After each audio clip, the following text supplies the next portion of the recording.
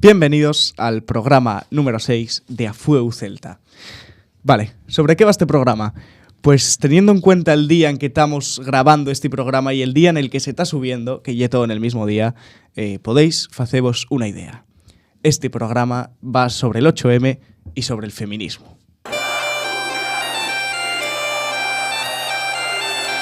Afueu Celta, un podcast nasturiano entamado por 5 collacios.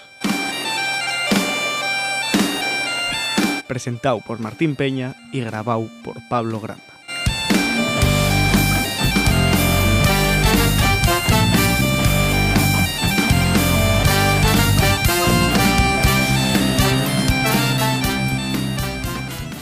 Estamos grabando ahora mismo en la radio de Illes Crisol, por la mañana que hay huelga.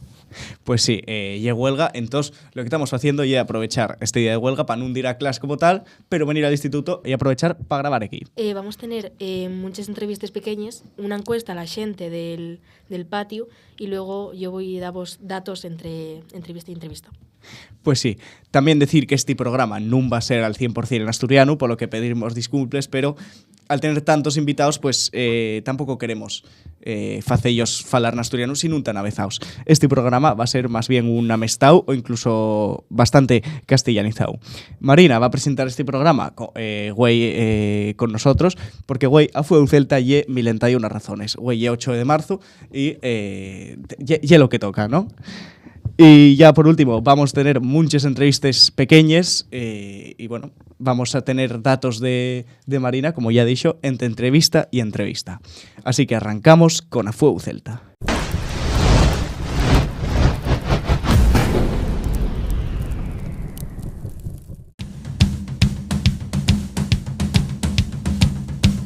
Afueu Celta presenta L'Entrugatorio con Martín Peña.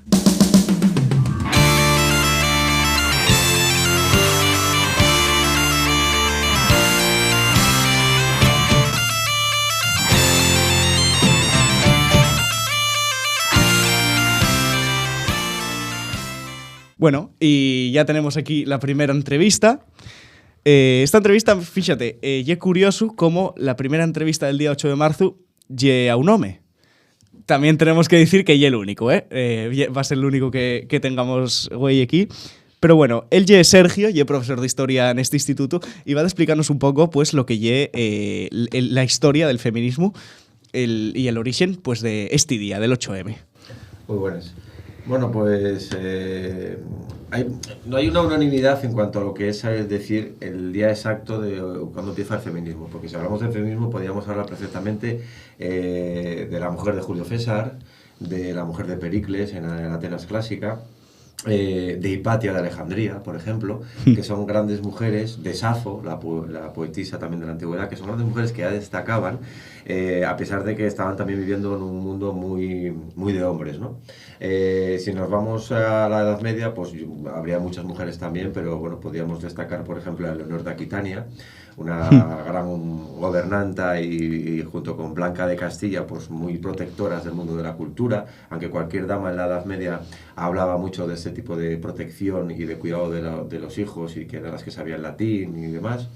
Yo aquí puedo reivindicar también una figura muy asturiana, muy asturianista, entre comillas, que es Doña Urraca la Asturiana, que fue esta mujer que naciendo en Soto de Ayer y enterrada en Palencia quiso aparecen los documentos en algún monasterio de León, querer reivindicar la independencia de Asturias en una época en la que estaba ya muy sometido a Castilla, ¿no?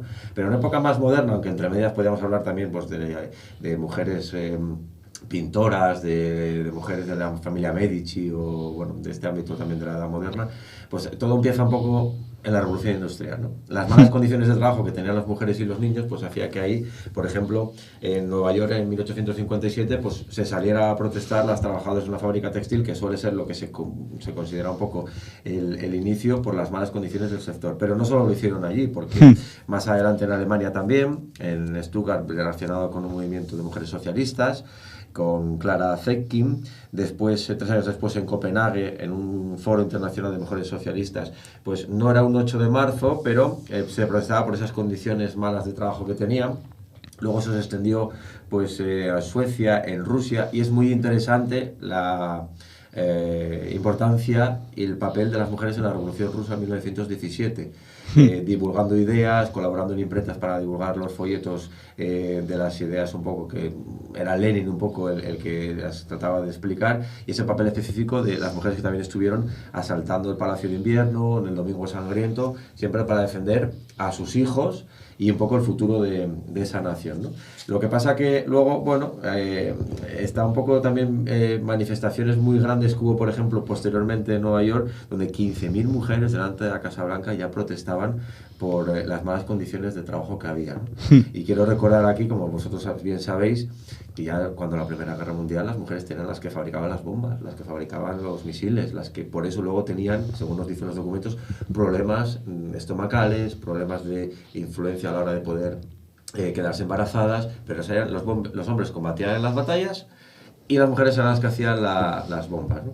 Y fue en 1975, después de mucha evolución de las guerras mundiales, Guerra Fría y demás, cuando pues, se declara de manera oficial ese 8 de marzo, por influencia de la ONU, como el Día de la Mujer. Sabéis que primero se puso mujer trabajadora y luego, evidentemente, se quitó ese adjetivo de trabajadora para ser un poco ya el Día de la Mujer, ¿no?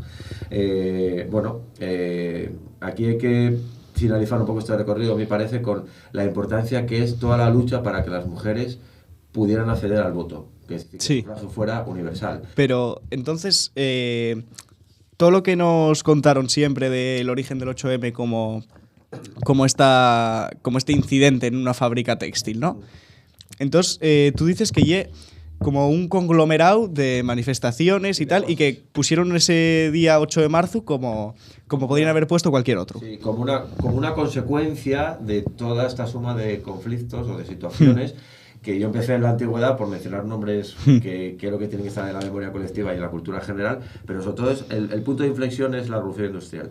Y una suma de todos estos acontecimientos que yo he ido narrando de manera muy por encima y muy sucinta para, bueno, pues que ya sabemos lo valioso que son los minutos en la radio, hasta llegar a colocar ese 8 de marzo, porque hubo, curiosamente, por ejemplo, en la segunda década del siglo XX, que el día que se celebraba este tipo de manifestaciones, que no era simplemente reivindicar unas mejoras, ¿no? para la mujer, fue el 19 de marzo.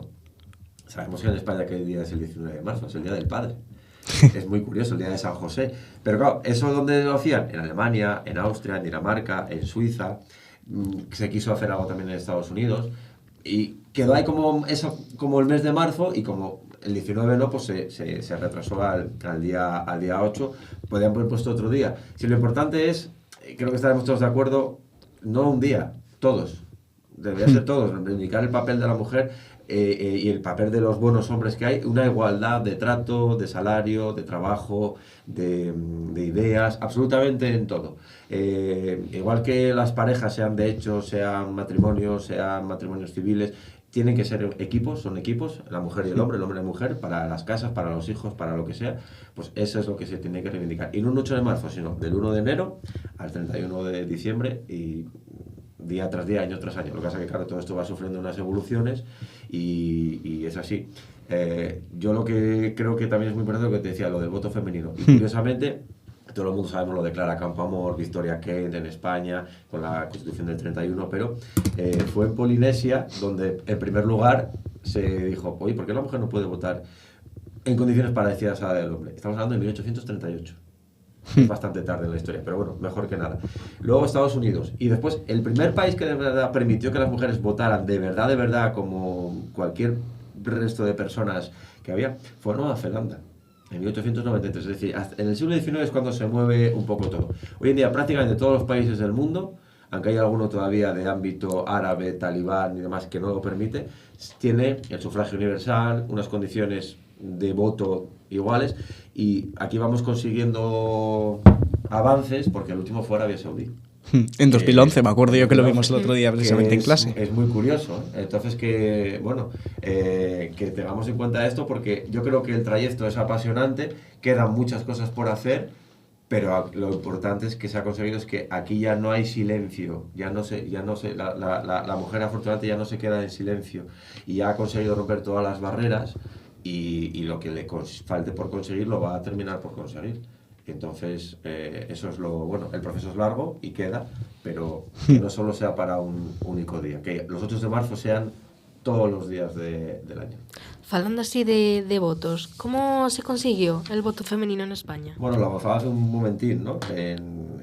Con el 31 hubo un debate muy acalorado entre Clara Campoamor y Victoria Kent en el Congreso de los Diputados.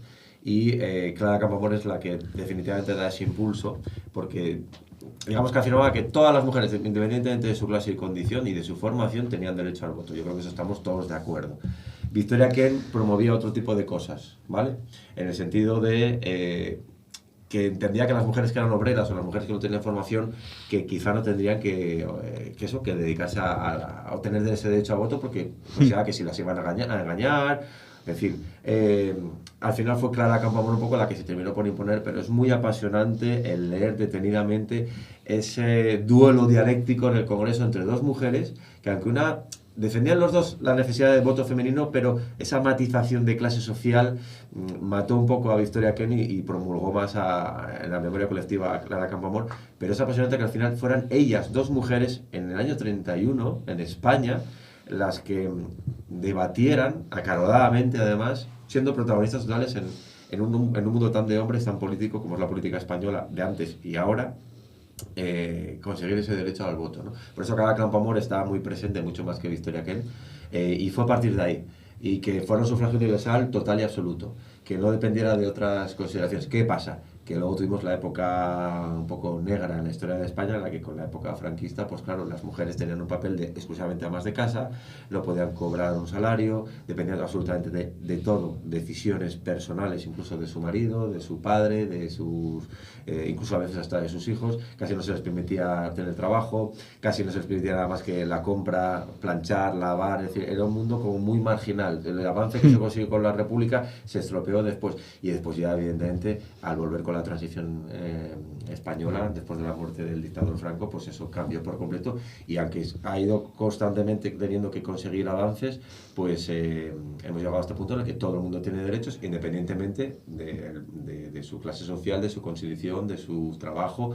En cuanto se cumplen los 18 años, se puede votar. Y ese ha sido un poco el proceso muy resumido de cómo se consiguió en España que las mujeres tuvieran derecho al voto. Sí, pero claro, realmente esos 40 años que decías ahora de... Sí. Claro, que la mujer depende de todo, ¿no? Es un poco, ¿tú crees que queda en la memoria colectiva y crees un poco que sigue habiendo mujeres o matrimonios que siguen anclados ahí? Es posible, menos, cada vez menos, porque claro, estamos hablando que hay gente que ahora tiene muchos años y a lo mejor algo ha quedado. Pero yo creo que aún así las mujeres de que puedan tener 80, 90 años o por ahí, que hayan vivido esa situación, ya no están en esa... Les queda en su recuerdo, probablemente de lo que hayan visto a sus madres o a sus abuelas, pero ya están viviendo en una sociedad que saben que ha cambiado, que la mentalidad ha cambiado, y aunque lo recuerden o lo hayan vivido, ya ellas también reivindican, estoy seguro, que están en otro momento y defienden pues, a sus hijas, a sus nietas, a la hora de decir, oye, no, que esto ahora tienen los mismos derechos y tienen que votar, y esas cosas ya no son así. Puede darse el caso de que haya familias que estén estructuradas y que funcionen igual y que digamos, bueno, pues oye, a lo mejor por circunstancias tiene que trabajar en casa, que es un trabajo muy complicado, que debería también tenerse una consideración en nuestros estatutos de trabajo de recibir unos salarios, porque llevar una casa es muy fastidiado, pero yo creo que incluso las personas más mayores que hayan vivido esa época tienen ya un chip diferente a la hora de defender las nuevas generaciones, estoy convencido. Vale, entonces ahora, ya para finalizar, la pregunta estrella de nuestro programa, ¿Cuál es la resistencia, la pregunta estrella? Claro que sí. ¿Cuál es la topalla favorita del asturiano? Mira, yo aquí quiero, ya sabéis que tiendo a desarrollarme mucho, voy a decirte ahora una palabra, ¿no? Voy a decírtela. Pero quiero romper, ya que tengo la oportunidad, romper una lanza a favor y un recuerdo para mis abuelos, en general para mis abuelos ayeranos. Y mi abuelo siempre decía muchas palabras en asturiano, lo que pasa que dentro del propio concello de ayer pues hay muchas variantes, ¿no? Pero él, más una expresión, ¿no? Él hablaba mucho de el postrero, que me daba mucha atención a mis primos y a mí, y él daba siempre el postero portichero, es decir, como algo así como el último que cierra la puerta, ¿no? Eso te quiero reivindicarlo porque también es, bueno, me lleva a recordarme. Y hace poco, a una compañera que creo que vais a entrevistar después, decía una palabra que se la leí en alguna red social o se la escuché, creo que se dice orgullo. Sí. Orgullo, ¿no? Creo que todos tenemos que tener orgullo personal para reivindicar lo que somos, lo que hacemos, en lo que nos formamos, cuáles son nuestras ilusiones. Tenemos que tener orgullo de lo que somos y en un día como hoy, como otros muchos que se celebran otras muchas cosas, tener ese orgullo de defender la igualdad. Y me quedo con la expresión de mi abuelo y con esta palabra que creo que viene muy al hilo de lo que se celebra hoy. Bueno, pues muchas gracias por estar aquí, Sergio. Seguimos con las entrevistas. Contigo queremos tener un día una más larga, sí, que hoy pues son entrevistas curtas, ¿no? Porque tenemos muchas, pero de algún día para hablar incluso sobre ya damos pistas a los oyentes sobre de algún igual conflicto actual y que ¿qué pasó para este conflicto? Pues sabéis dónde trabajo, pues nada, llamáisme cuando queráis.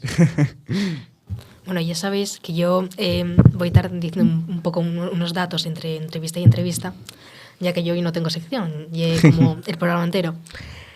Y que un poco por una cosa que decía nuestro invitado antes de que el 8M debería ser todos los días, pues parece que las cifras, que las muertes, que todo lo que nos pasa al año solo lo recordamos un día. Entonces yo vengo aquí a que suene un poco más, a que le pongamos cara a todas las cifras que vemos a veces por la tele. Y no sé si sabéis cuántas violaciones con penetración hubo en España el año pasado, en 2023. Durante todo 2023, a ver, hagan sus apuestas. Bueno, yo diría que denunciadas, ¿no? Esto siempre hay que dejarlo claro, denunciadas, porque seguro que hubo muchísimas más. Exactamente. Y contando que son violaciones con penetración, que también es un filtro. Pues yo diría que unas 200. Bueno, hagan sus apuestas en casa, si quieren, que son más de 3.000. Más de 3.000. En España solo. En España. Denunciadas. Parecíame que 200 eran pocas, sí. 3.600 más. ¿Y cuántas? 3.696. ¿Sabes cuántas llegaron a juicio, vamos? No, esto es el recuento de las denunciadas. Sí, de las denunciadas. De las denunciadas en cualquier mandato superior o tal, no significa que hayan llegado a juicio, sino simplemente denunciadas. Increíble. Esto es lo que nos demuestra que programas como este, yo creo que de verdad que fan falta. Además, contando aquí dentro todo lo que conlleva, o sea, no solamente denunciar, sino todo el proceso que tienen después, que a veces no se cumple o a veces se retira la denuncia. Aquí está todo eso metido. Bueno, pues con esto pasamos a la siguiente parte de A Fuego Celta, donde nos veremos en la sección musical.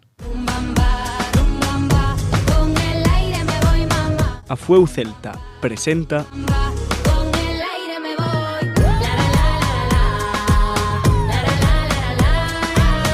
El Pentagrama, con Olaya Luengo.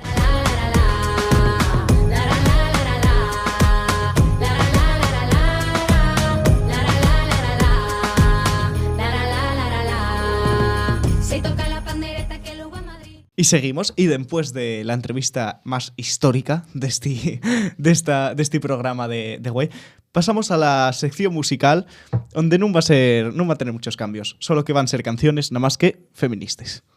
Muy buenas tardes. Buenas. La primera canción que traigo, Güey, es una canción de un grupo asturiano, Ochobre, llamas el grupo. Fue formado en el año 2016 por 6 integrantes que tienen influencias desde el metal, el punk, les gaites, entre otros. Hay que decir que Güey tampoco es tan normal el pentagrama, ya que ahora vamos a decir los datos de cada canción, ¿no? Pero vamos a ponerla entre entrevista y entrevista. Ya que tenemos tantas entrevistas, entre ellas vamos a poner un cachín de cada canción que nos diga Olaya. Un Kit Kat musical. Efectivamente. Entonces, la primera canción que lleva del grupo Chobre llámase Autodefensa, Mujer. Pues sí, yo veremos cómo suena. Esta ya de mis canciones preferidas, ¿eh? Yo creo que ya la que más me gusta de las que vas a traer, Güey. ¿Y tú qué piensas, Olaya, de esa canción? ¿Te gusta? Pues yo curiosa porque tú cuando esperes una canción sobre el feminismo, sobre el empoderamiento femenino, te esperes que sea algo más profundo, quizás. Y esta canción lleva un estilo así rock, incluso un poco metal, y llámame mucho la atención. Gústame mucho porque sálese de lo tradicional, de las canciones feministas. ¿Cuál es la siguiente? La siguiente canción es una canción que gústeme mucho. Conocíla por TikTok, una red social. Cuidado, que la última que nos resiste por TikTok y era el mambo de Kiko Rivera. No, pero esta es una canción feminista y una canción de una artista llamada Devon Cole, estadounidense, que hizo famosa con esta canción por ponerla en TikTok. Ya sabemos cómo van las redes sociales. Y trata el origen de les bruixes. De hecho, la canción llámase Witch. Y pues básicamente trata el tema de que juzgaban a estas mujeres por simple hecho de querer ser independientes, de no someterse a hombres. Y bueno, de hecho la canción llámase Witch porque les sigles de Witch, Woman in Total Control of Herself, que en asturiano sería mujer en total control de ella misma, muestra cómo las mujeres, simplemente esas bruxes, son dueñas de su propia vida y cómo deben de tener ese poder y no deshacer, someter. ¿Visteis cómo las redes sociales sí sirven para algo? Sirven para que tengamos material para el podcast. No sirven para nada más. Todo lo demás es malo. Bueno, no, ya mentira. Vale. De algo bueno tienen, pero pocas veces úsese. Más. Bueno, ahora vamos a tratar una de las canciones más conocidas de esta lista, Ay Mamá, de Rigoberta Bandini. Sí, muy famosa esta canción, ¿no? Exacto. Quedó segunda en el Benidorm Fest en el primer año que se hizo. Tuvo mucha controversia precisamente porque es una oda a las madres, una oda a las mujeres y un grito a dejar que las mujeres enseñen sus pechos. Suena un poco extremista para algunos, pero ya que muchas mujeres quieren dar de comer a los sus fíos y por lo general hombres les piden que se tapen mientras les dan de comer. Y es algo que a mí me parece Entonces, escandaloso. ¿qué te metes? ¿Al guaje debajo del sujetador o qué? Es que tal cual, ya no puedes ni dar de comer al propio fío de la forma más natural que existe. Tienes que usar biberón o algo en vez de simplemente ser natural. Simplemente da ahí pues lo que necesita Claro. un guaje, ¿no? Sí es verdad que muchas veces para ver cosas nueces mismos de los humanos también hay que mirar para los animales, ¿no? Para ver cuál es la forma más natural de hacerlo. Y una vaca no unida al biberón al chatín. Es que estas mismas personas son las que en otros temas que igual, yo qué sé, por ejemplo, la transexualidad o quizás, no sé, deportes y cosas así, aclaman a la naturaleza, aclaman a que no, hay que seguir lo natural, no sé qué, pero luego yo cuando llegue hora de dar de comer al fío, no, ahí no, ahí usa... Ahí no hay naturaleza. Ahí no hay naturaleza. También es verdad que a los pechos se les ve mucho más como objeto sexuales que como glándulas mamarias, que es al final lo que Que son. es lo que son, sí. Su primer utilidad y dar de comer.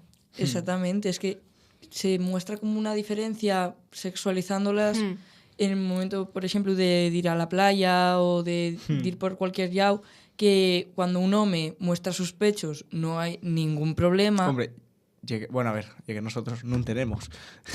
No, si tenéis es exactamente lo mismo, solo que en nuestro caso es más grande, pero eso no Y tiene función. Y tiene función. Pero de eso no significa que, yo qué sé, si voy a la playa, ¿cuál es el problema de hacer topless? Claro. Porque ahora vese bien, pero hay mucha gente que ve hacer topless como, madre mía, vaya escándalo, ¿Qué pensarán los niños? madre Cuando- mía, es que nunca han visto unos pechos en su vida cuando mamá vende pequeños. Y además hoy en día, con el problema internacional, digamos, o por lo menos nacional en España, que tenemos con la pornografía, esos guajes hielo, casi lo mejor que pueden ver en una playa, ¿no? Cuando unos pechos son totalmente naturales, Claro. al final. Después de esta controversia, ¿cuál es la siguiente canción? Un himno feminista de los más conocidos en España. Hi ha una denuncia a la violència de gènere, un grito per l'ajuda a les víctimes, per mostrar-les que no estan soles, que van poder salir de esa situación. Y de hecho, esta artista cuenta su historia de haber estado en una relación abusiva y Rosalén con La Puerta Violeta. Y una canción que ya es mítica en España y una canción que todos conocemos. Yo creo que todos la tenemos en la cabeza, ¿no?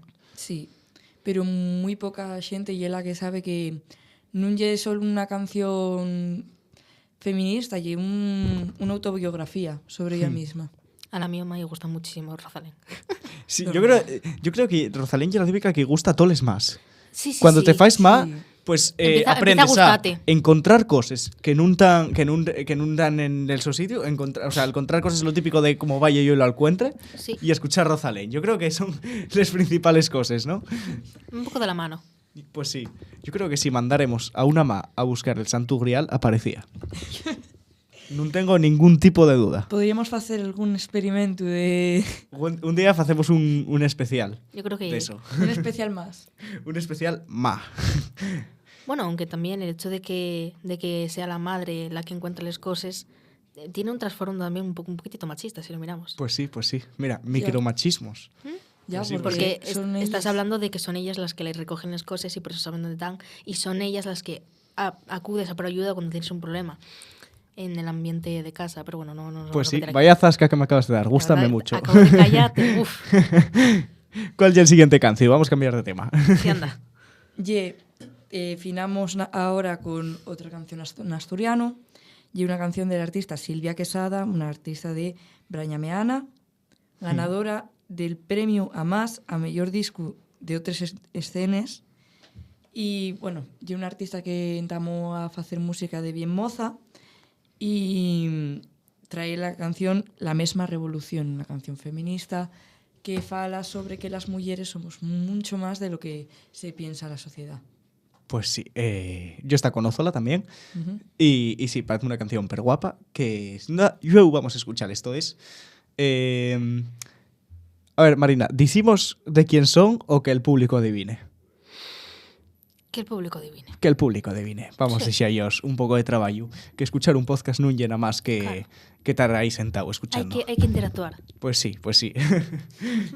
Y esta ya era la cabera canción, ¿no? Sí, Y con esto ya despedímonos, seguimos con las entrevistas. Muchas gracias, Olaya, como siempre. muchas gracias a vosotros. Te queremos, Olaya. Y esperamos para un especial como este de música. Por favor, lo pido. ¿Para cuándo? ¿Para Eurovisión? Para Eurovisión. Lo estaba pensando. Uy. Perdón. Esta mesa. Bueno, pues con esto finamos la sección y seguimos con Afueu Celta, especial 8 de marzo. Cientos de firmes ocultaron nombres, una historia sometida a la voluntad hombres. Autodefensa mujer, necesitamos que viva, sal a la calle, que tu cuerpo decida, nunca sola, lucha, respira, el futuro es tuyo. Y seguimos con Afueu Celta, donde llegamos ya a la segunda entrevista. Llegamos a la segunda entrevista, a la segunda parte del interrogatorio dividido en este programa que ya dijimos que lle 1001 razones, ¿no? Güey, no somos Afueu Celta. Pero bueno, estamos divididos y en esta ocasión tenemos a Yarina, profe de inglés en el instituto, que a yo conozco bien también y también, por supuesto, muy activa en el movimiento. Buenos días. Buenos días. Vale, pues para la primera pregunta, que si nos puedes contar sobre el entamo del movimiento feminista en Asturias. Sí, bueno, movimiento feminista como tal siempre hubo, porque aunque no se conozcan diferentes mujeres o actos concretos a lo largo de la historia, hubo acontecimientos importantes o mujeres en el ámbito más privado rebelábanse contra las diferentes opresiones que tenían. Sí que es cierto que durante hubo un movimiento sufragista muy importante aquí en Asturias, que hubo dos mujeres que eran Esperanza Rodríguez Cerdán y María Luisa Castellanos, que lucharon muy fuerte por el derecho del voto de las mujeres. Y luego después, durante la dictadura, hubo organización de mujeres en diferentes aspectos para luchar contra, bueno, pues sabéis que estaba que había una clara disciplina contra las mujeres por parte de la dictadura, que no se respetaban nuestros derechos, que se coartaron muchos de los derechos que se habían conseguido en la Constitución cuando la Segunda República, y las mujeres se organizaban para luchar contra ellos. Sobre todo, uno de los aspectos más importantes y que nos vincula al 8M de hoy, del 2024, y la huelgona del 62. Una huelga minera que hubo en diferentes pozos, el Pozo María Luisa o el Pozo Nicolasa, y las mujeres tuvieron un papel fundamental. Entre ellas, pues, por ejemplo, Anita Sirgo, que murió hace unas semanas y fue una referente sindical, una referente de lucha sindical y feminista, que además sufrió mucha represión, estuvo en la cárcel por su movimiento, por su actividad feminista, y falleció hace unas semanas. Y de hecho el 8M de este año, el lema es a golpe tacón, compañera da mentira, en homenaje a ella, porque ella, cuando estaba en la cárcel, pues se ponía a dar diferentes golpes de tacón porque su marido estaba al lado. Entonces, para poder estar comunicados y saber que estaban vivos todavía después de los palices o después de los interrogatorios, pues daban col tacón. Entonces fue un símbolo de resistencia de las mujeres en esa época, y de ahí quedó el a golpe tacón. Y todas las acciones del 8M de este año en los diferentes concellos pues son decorar tacones en morado, y para visibilizar esa lucha de las mujeres en el 62. Y luego pues siguió habiendo diferentes acciones feministas y movimientos feministas.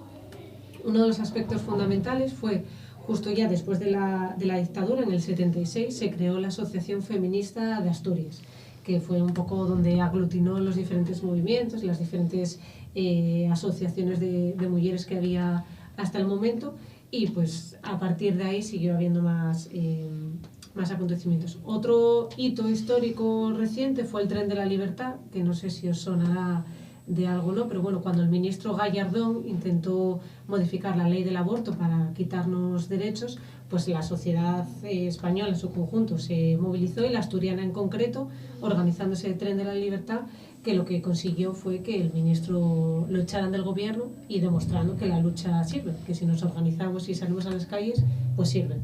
¿Cuáles son las principales iniciativas y objetivos del movimiento feminista asturiano?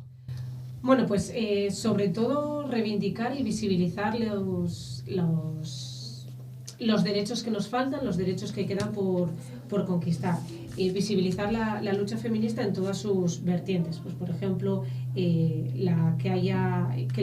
las mujeres pensionistas estén reconocidas, que tengan la dignidad que merecen, que las mujeres refugiadas, las racializadas, las mujeres migrantes tengan derechos. Siempre en las manifestaciones o en las concentraciones feministas decimos el lema de o papeles para todos, o todas con papeles o ninguna sin papel, o perdemos los papeles. O sea que siempre hacemos esa reivindicación de que no puede haber mujeres en los CIES, porque no son, ni niñas obviamente, no son espacios para estar. Y luego reivindicamos que haya una iniciativa legislativa popular para la regularización de todas las personas migrantes, para que tengan derechos y puedan tener una vida con dignidad en el Estado español. Otra de las cuestiones son poner los cuidados en el centro. Se vio durante la pandemia, pero ya parece que se nos olvidó. Sin los cuidados la sociedad no avanza, la sociedad no va. Y están totalmente infravalorados y no se ponen en valor. Entonces queremos tener en cuenta que los cuidados, tanto por ejemplo las mujeres que trabajan en servicio de ayuda a domicilio, los enfermeros, los educadores, todas esas mujeres que trabajan en cuidados, que tengan esos puestos de trabajo revalorizados, dignificados y bien remunerados como tendría que ser.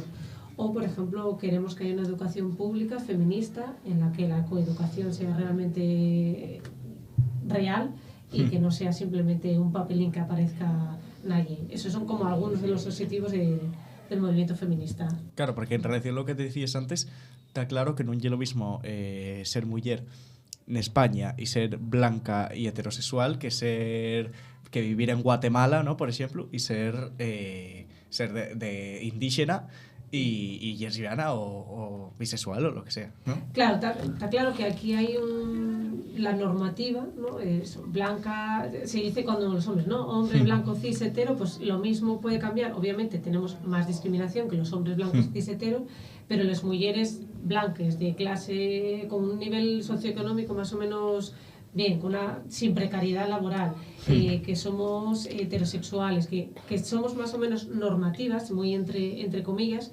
tenemos menos dificultades en la vida, que una vez que vas añadiendo diferentes cuestiones, pues esas discriminaciones, esas dificultades influyen. Tú imagínate ser una mujer migrante que viene a España porque tienes que huir de diferentes circunstancias que ocurren en tu país, que posiblemente estén causadas por culpa de esta sociedad capitalista, de explotar a los países que no están en nuestro entorno económico, y tener que enfrentarte a todos los trámites burocráticos sin entender el idioma, sin saber exactamente cómo son las cosas. O sea, al final o la trata de personas, que muchas veces se trae a mujeres engañadas para explotarlas sexualmente, y hay cierta connivencia por parte del Estado a mirar para otro lado de eso y no luchar y combatirlo. Entonces, claro, cuantas más dificultades tengas, son más difíciles que puedas, obviamente, tener una vida digna y que puedas luchar o que puedas realizar tu proyecto vital. Vale. Y hablando del movimiento, ¿cuál es tu papel en el movimiento feminista? Bueno, yo llevo militando en el movimiento feminista mucho tiempo. Yo sí que, de verdad, hay una frase que es muy cierta, que una vez que te pones las gafas morales ya es imposible ver el mundo de otra manera. Y yo hace muchos años que me puse esas gafas morales y no podía estar quieta, no podía no hacer nada, y empecé leyendo, empecé un poco a formarme sobre qué es esto del feminismo, las diferentes vertientes que tiene, porque al final es imposible solamente centrarse en un aspecto, porque el feminismo nos atraviesa por todos los sitios y en todas las esferas de nuestra vida. Y bueno, aparte de mi militancia política, que también está dentro del movimiento feminista, pues empecé a trabajar más con un grupo feminista en Avilés que se llama Les Rudes, que somos pues un grupo feminista de mujeres muy diversas, de diferentes edades, algunas pensamos muy parecido, otras un poco diferente, pero siempre estamos todas a una, y organizamos espacios como la Fañagüeta, que es una chapa amena para poder acercar diferentes temas de feminismo de una forma un poquitín más amena, más relajada, para que la gente lo entienda. Y luego, sobre todo, tuvimos un antes y un después, cuando las huelgas feministas en el 2018 y en el 2019, ahí fueron, a pesar de ser huelga, fueron días de mucho trabajo, de preparar, de organizar los 4 bloques de cuidados, de trabajo, de educación y demás. Y entonces, bueno, básicamente trabajar como una más en el movimiento feminista, en Les Rudes y en el 8M de Asturias.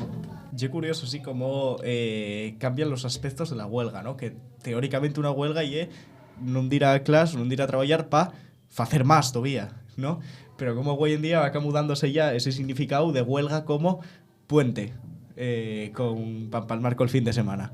Como sí. Por ejemplo, Uruguay, que estamos muy pocos en clase de tercero la ESO para arriba, por eso, porque ya huelga y porque la gente, bueno, pues aprovecha para quedar durmiendo. Pero es que ya hoy en día tenemos hasta, además de esa duda que ya está completamente implantada, el hecho de si de aquí no está de acuerdo con la huelga, por ejemplo, gente machista que pues no viene a clase porque quiere quedar durmiendo.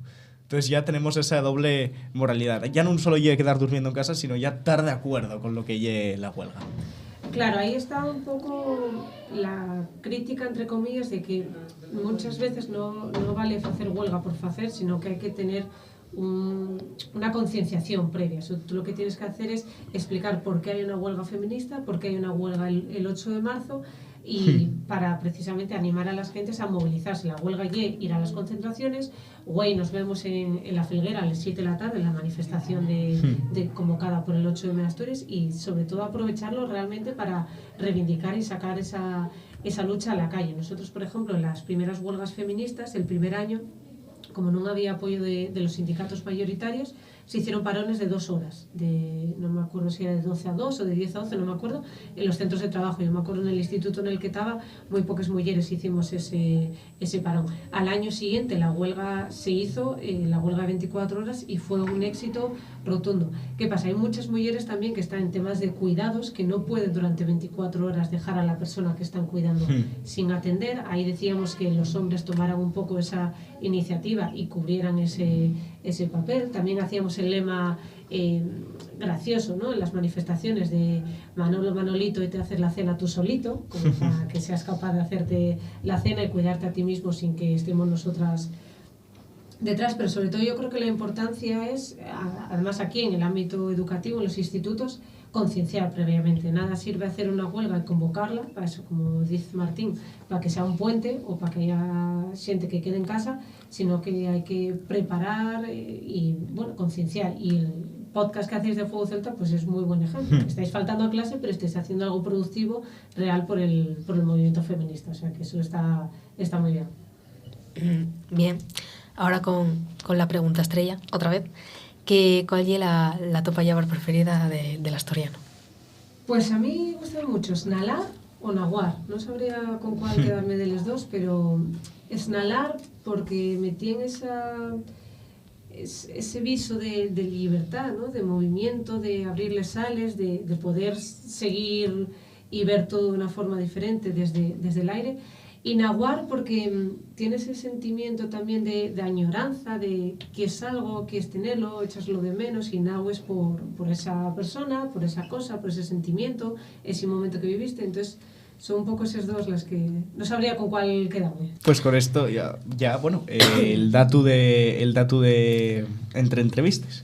Bueno, vamos a dar dos, porque vamos ¿por qué a no? dar dos, porque ¿Por qué sí. no?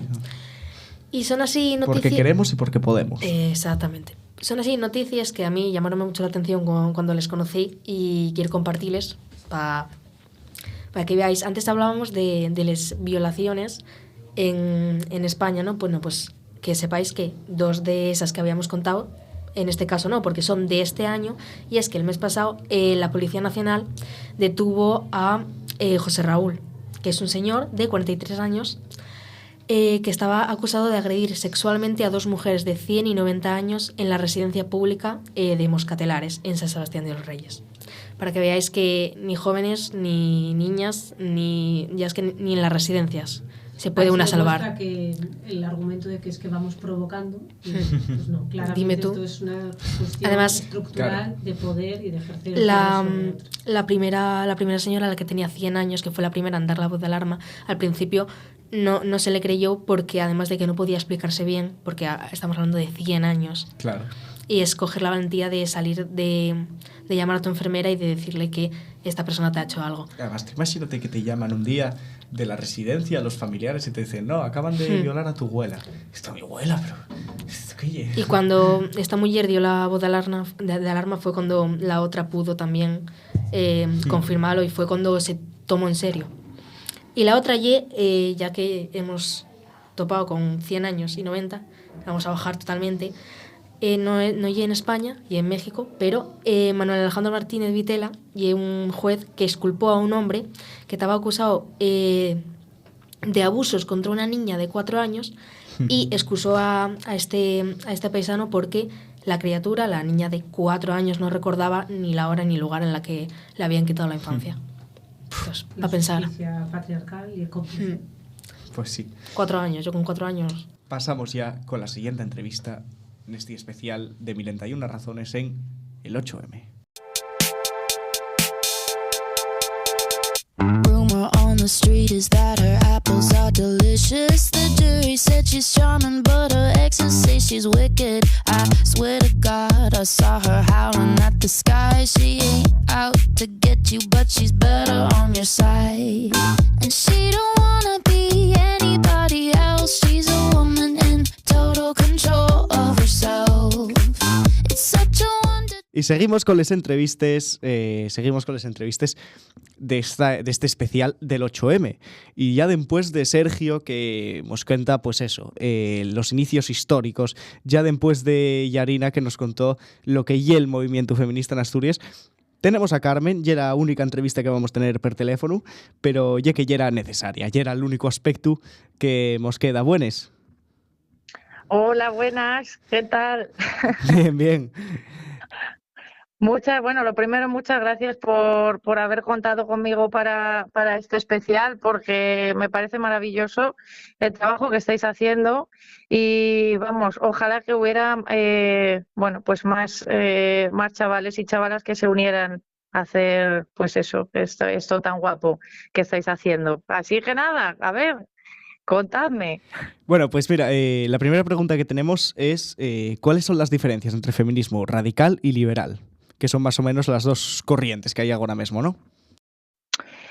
Vale, bueno, pues a ver, voy a tratar de explicarlo, ¿vale? Sin soltaros el rollo del siglo, porque yo me parece que se puede explicar sin tener, pues eso, que profundizar mucho, pero sí que tengáis un poco una idea clara, ¿vale? Podríamos, a mí me gusta utilizar en este caso un ejemplo que tiene que ver con cuando una persona quiere comprarse una casa, ¿vale? Y decide que se va a comprar una casa muy vieja, una casa que está en ruinas, ¿vale?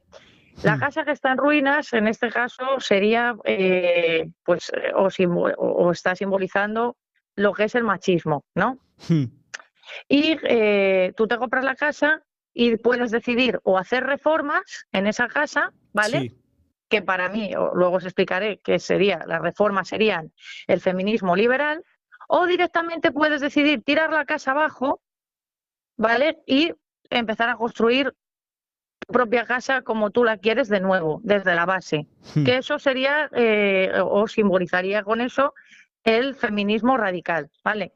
Entonces, en ese sentido, para que entendáis por qué puse el ejemplo de la casa, pues el feminismo liberal sería un feminismo que sí es verdad que, bueno, pues que defiende los derechos de las mujeres, que defiende la igualdad entre sexos, pero que apuesta sobre todo por conseguir esa igualdad a través, pues, de reformas políticas o de reformas legales, que sí es verdad, bueno, pues que tiene su sentido y que son positivas, pero que de alguna manera se quedan cortas porque no suponen una transformación global de lo que tiene que ver o de lo que supone el problema del machismo, ¿vale? El feminismo liberal serían hacer pequeños cambios que sí que contribuyen a la igualdad, ¿vale? Y a las mejoras en cuanto a la igualdad entre hombres y mujeres, pero que aún así, pues eso, serían cambios que no tendrían gran trascendencia. Pues eso, la casa que está muy vieja y es muy antigua y tú te empeñas en reformarla, pero al final, bueno, pues siempre va a haber algún espacio que se quedaba corto, el tejado ha quedado mal, bueno, eso.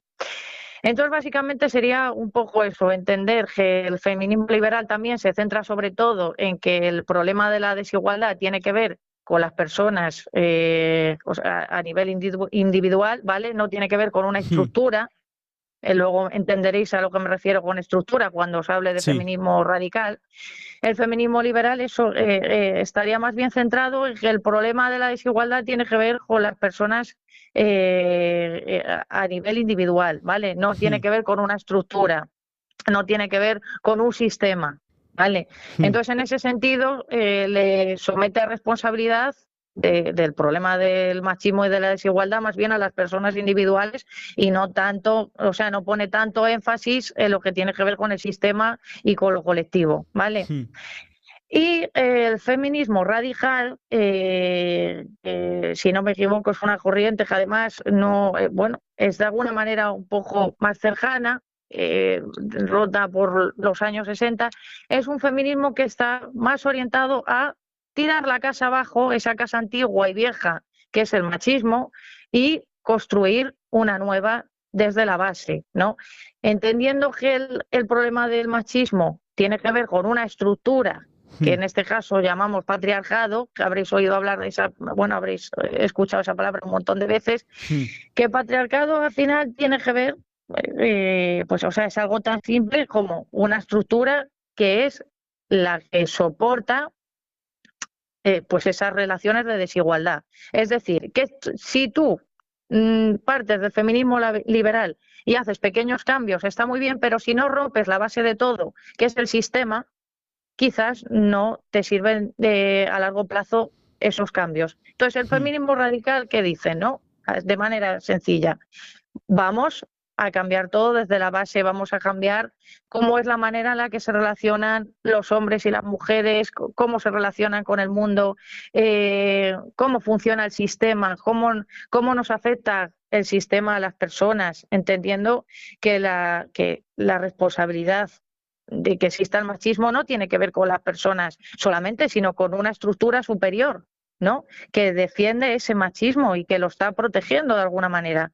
Entonces ese es el tema, ¿no? ¿Qué hacemos? ¿Tiramos la casa abajo, feminismo radical, o metemos pequeñas reformas poco a poco que al final nos van a suponer a largo plazo, pues que siempre tengamos que estar reformando esa casa, ¿no? Más o menos ese sería un poco la manera en la que podéis entender, sobre todo quienes están intentando acercar un poco a estas corrientes y entender las diferencias de una manera muy simple y sin entrar en grandes discursos, que yo tampoco soy persona de grandes discursos, ¿vale? Muy bien, ahora voy a preguntarte yo. Que mi pregunta es que si existen, les llamáis feminazis o son un invento del patriarcado. Bueno, a ver,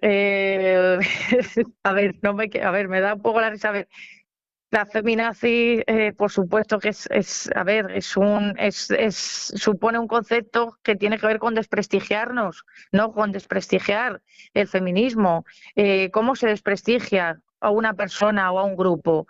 Bueno, pues inventando conceptos que desprestigian a la persona, que la intentan comparar. En este caso, yo entiendo que la base de llamarnos a las feministas feminazis tiene que ver con que nos comparan con la ideología nazi. Bueno, quien haya estudiado historia sabe de sobra que el nazismo sí asesinó a gente, sí hizo daño a personas. El feminismo hasta el momento no ha asesinado a nadie ni ha hecho daño a las personas, con lo cual entiendo que no debemos de ser feminazis. Pero bueno, sí, de alguna manera, y sin para dar más bombo a esta cuestión, básicamente es un concepto inventado que utilizan para desprestigiarnos. Claro, de alguna manera quien se opone a todo esto tiene que inventar sus estrategias, ¿no? Para dejarnos mal o para dejar mal al feminismo. Estoy de acuerdo, Carmen, la verdad. Ahora vamos con la última pregunta, que ya es nuestra pregunta estrella. ¿Cuál es tu palabra favorita del asturiano? Pues a ver, yo la verdad que con las palabras favoritas de asturiano tengo muchas, porque además, tengo la particularidad de que no soy asturiana, soy de Madrid, pero me siento muy asturiana en muchas cosas. Y sí es verdad que hay palabras que me hacen mucha gracia y me llaman mucho la atención, y una es, y la voy a decir, que bueno, o por lo menos la estoy escuchando mucho últimamente, que es pañagüeta, y otra es madreña, porque yo hago una derivación de madreña a madreñazu. Me gusta mucho madreñazu porque era una palabra que utilizábamos mucho, o yo la utilizaba con el grupo de gente con la que, bueno, hace unos años para atrás, pues salíamos a las calles a protestar y a defender lo que llaman los derechos de la gente. Me gusta mucho madreña, madreñazu, el derivado de madreña, y fañagüeta. No sé qué os parece, si fañagüeta estoy un poco desubicada o no. No sé qué os parece a vosotros y vosotras. Pues sí, hombre, muy bien. Esto es una pregunta libre, no tenemos nada que decir. Pues así es, no sé cómo tal, pero a mí me gustan. Bueno, muchísimas gracias por estar hoy con nosotros, y yo al final de cada entrevista pues he decidido que voy a soltar así un dato o algo sobre, no solo sobre el 8M, sino así un poco en general. Y así que para que lo escuches con nosotros, he elegido el número de denuncias por agresión sexual que tuvo Barcelona el año pasado. que hice en la anterior entrevista una dinámica un poco así también, que te pregunté a ti, Martín, que cuántas creías que era el número de denuncias por agresión sexual. Que, bueno, yo aquí la verdad que quedéme muy curtio, porque dije unes 200 y eran unes 3.000. Sí, eso hablando de violaciones en la anterior entrevista, pero ahora si tuvieras que ahora decir les tú denuncias. en Barcelona. Solo en Barcelona. Solo en una para ciudad, que me deis vuestra opinión de cuál creéis que es la cifra. Pues yo creo que, mira, en una ciudad como Barcelona, yo diría 800. ¿Y tú, Carmen? Pues la verdad que yo mencionabais que la franja podía estar o 200 o 3.000, ¿no? Alguien mencionaba. Yo 3.000. creo que puede haber miles de denuncias, perfectamente, claro que sí. En una ciudad como Barcelona, porque es muy representativa, además de una ciudad cosmopolita donde hay muchas personas conviviendo. O sea, yo creo que sí, que podrían ser perfectamente miles o hasta 3.000 incluso, sí.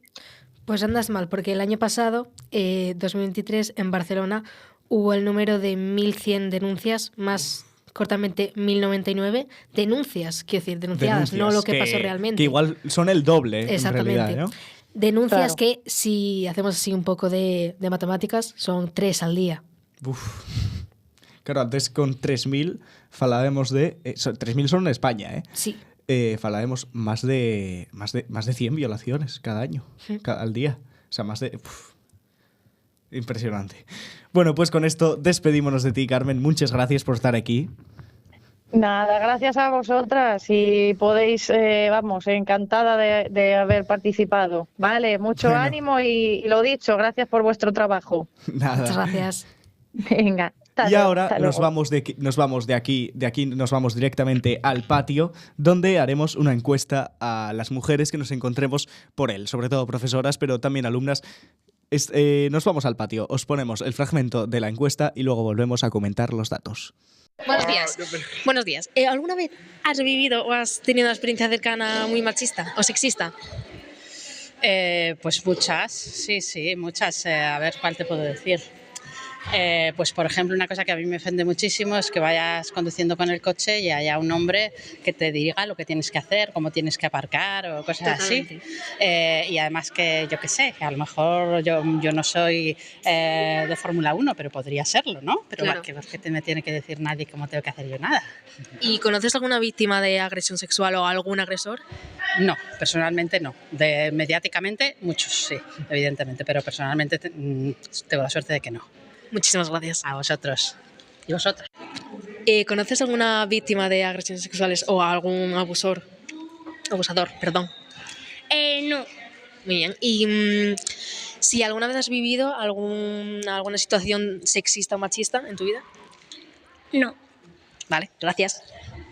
Vale, ¿alguna vez en tu vida has vivido alguna experiencia sexista o machista? Sí, ¿Y si alguna vez has conocido a una víctima de abuso sexual o algún abusador? sí. Muchas gracias. ¿Que si conocéis a algún abusador o alguna víctima de agresión sexual? ¿No? ¿Y que si alguna vez habéis sufrido un momento algo machista o sexista? Yo sí. Hombre. Yo sí, pero no lo quiero contar. Yo sí. No hace falta. ¿Sí o no? ¿Sí o no? Pero yo sí. ¿Y tú? Sí, yo creo que todas de alguna manera siempre. Sí. Pues ya está, muchísimas gracias. Si alguna vez has conocido a algún abusador o por otra parte alguna víctima de agresión sexual. Sí. ¿Y si alguna vez has vivido un momento sexista o machista? Sí. Muchísimas gracias, ya está. ¿Alguna vez conocisteis alguna víctima o algún abusador sexual? Tengo que pensarlo, que eso es muy serio. No, la verdad que no. Sexual, no. ¿Y alguna vez sufriste alguna discriminación sexista o machista? Hombre, todos los días. Eso todos los días, los micromachismos que se llaman. ¿Alguna vez has conocido a algún abusador o por otra parte alguna víctima de acoso sexual? No, por suerte no. ¿Y si alguna vez has vivido algún momento sexista o machista en tu vida? Bueno, eso sí. Eso habitualmente. Muchísimas gracias, Pau. ¿Alguna vez has conocido a algún abusador o por otra parte alguna víctima de agresión sexual? Conocer de amistad, no. ¿Y si alguna vez has vivido un momento sexista o machista en tu vida? Hombre, por supuesto. Muchísimas gracias, María, ya está. Ya de vuelta en el estudio con Marina. ¿Sufriste de alguna vez un acto machista o sexista? Sí. ¿Y conoces algún agresor sexual o víctima de violencia sexual? Sí, los dos. Tanto un abusador como una víctima. Y bueno, Sí. Pues estos son los datos que sacamos de les nuestras encuestes fuera durante el tiempo de recreu. ¿Cuál crees que lle, Marina, cuál crees que lle la moraleja, ¿no? de todas estas mujeres que contaronos y la gran mayoría sufrieron de alguna vez alguna discriminación y la inmensa mayoría también conocía pues a un abusador o a una abusada? Sí, la verdad es que la única persona que nos dijo que no en las dos preguntas y era una alumna. Muy pequeña, Muy no pequeña. tenía tiempo para... Claro, entonces... No le dio tiempo. Pero también así podemos ver que en cuanto más avanza la edad somos más conscientes del mundo que nos rodea, porque en realidad sufrir un machismo, un sexismo nos puede pasar en cualquier momento simplemente por redes sociales, no hace falta tampoco una vivencia muy explícita. Entonces, yo creo que me quedo con ese dato, con que yo no sé dónde leí, que me quedó bastante grabado, que era una frase así que cómo tiene que ser el mundo para que todos tengamos alguna anécdota así sobre machismo, y por eso me dio a mí la idea de hacer esto. Pero sí que lleva para pensar. ¿Tú Y qué eso piensas? y eso que no preguntamos exactamente cómo fue la su experiencia, ¿eh? Claro, porque claro, eso ya algo en ocasiones ya algo muy íntimo que no se puede decir, ¿sabes? Claro. Que igual no quieres decir delante de un micrófono y es totalmente respetable como Claro. cualquier otra cosa. Yo a mí la sensación de que me quedó y es que sí. Otra de las preguntas que teníamos pensadas para la encuesta y era si crees que España sigue siendo un país de carácter machista. Pero ya que con esas respuestas... O sea, además esa pregunta ya es un poco más complicada. Claro, además sí, ya era más de pensar, pero es que con esas respuestas de sí, a mí pasóme esto, a mí pasóme tal. Sabes Además, ya que sí. A mí me sorprende mucho la rapidez de Sí. algunas... sobre todo la pregunta sobre si viviste alguna vivencia. Todas las mujeres responden súper rápido porque siempre se les viene a la mente cualquier cosa. Es una cosa increíble porque igual la otra pregunta que tienes que pensar más en abusadores o personas víctimas, eso ya más complicado. Pero la rapidez a mí me asombra, sobre todo la rapidez de esa pregunta. Pues sí. Pues después de hacer esta encuesta pasamos a la siguiente entrevista. Tú que podrías acabar con tantas guerras, escúchame. Mamá, mamá, mamá, paremos la ciudad, sacando un pecho fuera al puro estilo de la Croix. Mamá, mamá, mamá. Pues seguimos con l'Entrugatoriu y en este caso tenemos la siguiente invitada. Ella es Lidia, concejala de Igualdad en el nuestro concello, en Gozón. Buenas tardes. Hola, buenas tardes. Muchas gracias por invitarme. Nada, gracias a ti por venir. Ale, para la primera pregunta, y es que dentro del ámbito de la política o en tu etapa de estudiante, que si has notado micromachismos si es en el ámbito de la política hacia tu profesión o en el ámbito de estudiante sobre lo que querías estudiar o esas cosas. Bueno, en el ámbito académico, yo creo que como todos pasé por 1000 profesiones a las que me quería dedicar y bueno, al final yo estoy estudiando filología hispánica y bueno, yo creo que desde el principio fui por letras. Igual tiene mucho que ver, pues, que las mujeres a veces no vemos atractivo carreras técnicas. Igual sufrí eso, no lo sé. Y en el ámbito institucional, pues es un poco peculiar, porque además de ser mujer, soy joven y además tengo una concejalía de igualdad a la que a veces pues no se le toma todo en serio que deberíamos. Entonces, cosas concretas no te sabría decir situaciones, pero sí es verdad que el ámbito en el que estoy, pues sí que notas que igual la concejalía de igualdad en algunos aspectos pues no es la más importante, cuando debería de haber una perspectiva de género en todas las concejalías y en todos los aspectos de las instituciones. Y ahora que hablabas de esa concellalía, en qué consiste el teu traballo? Que consiste ser concellala de igualdad? Bueno, pues... Porque mucha gente fala de ello diciendo, ay, ¿por qué? Bueno, vemos ahí muchos cuñados, ¿no? Oye, ¿por qué mandan millones al Ministerio de Igualdad si nada más que van a imprimir carteles, ¿no? Pero queremos ver qué se fai, porque no creo que sea nada más que imprimir carteles. No, hay mucho más trabajo por detrás. Y bueno, ese dinero que se invierte va muchas veces para ayuntamientos, para las autonomías, y se dedican a programas pues muchas veces en los institutos, en los colegios, y programas que se hacen desde los ayuntamientos que al final... yo soy muy defensora de la política municipal porque es la política más cercana que tenemos y es la forma... más accesible que tenemos de cambiar las cosas y desde la igualdad pues se trabaja con las asociaciones de mujeres, con los colegios e institutos, como os decía, y no es solo imprimir carteles. Al final carteles imprimimos en todas las concejalías, por si alguno no lo sabe. Pero bueno, el trabajo es un poco ese, pues intentar hacer programas sobre todo anuales, que no se queden en el 8 de marzo, que no se queden en el 25 de noviembre, sino trabajar un poco anualmente y con todas las asociaciones y colectivos del concejo para estar en realidad todos a una, que es lo que deberíamos de hacer. Vale, y si, bueno, hablando de tu puesto actual, que si habéis pensado antes en que ibas a tener este puesto, si lo habías pensado igual de más pequeña, y si es así, ¿qué te inspiraba a llegar a este punto? Nunca me hubiese imaginado estar aquí, ni de rebote. Y bueno, yo siempre fui muy reivindicativa y siempre tuve mucha conciencia de lo que pasaba a mi alrededor. Y bueno, yo creo que algunos profesores que todavía siguen aquí os pueden contar que yo siempre fui muy reivindicativa y siempre me interesó mucho la política y me gustó por eso, porque al final tenía mucha conciencia de clase, o no sé cómo explicároslo. Y desde que tengo uso de razón creo que soy feminista, aunque no desde siempre le puse nombre. Y no me lo imaginaba. Y referentes tampoco tenía, porque tampoco era muy conocedora de referentes de mujeres a nivel pues, municipal. Bueno, conocía a Gabriela de Izquierda Unida, pero tampoco lo tenía muy, muy claro. No sé. ¿Tú ves como una futura referente para guajas que tengan ahora en instituto o incluso en el colegio? No sé. De primeras no sé, luego los referentes son muy...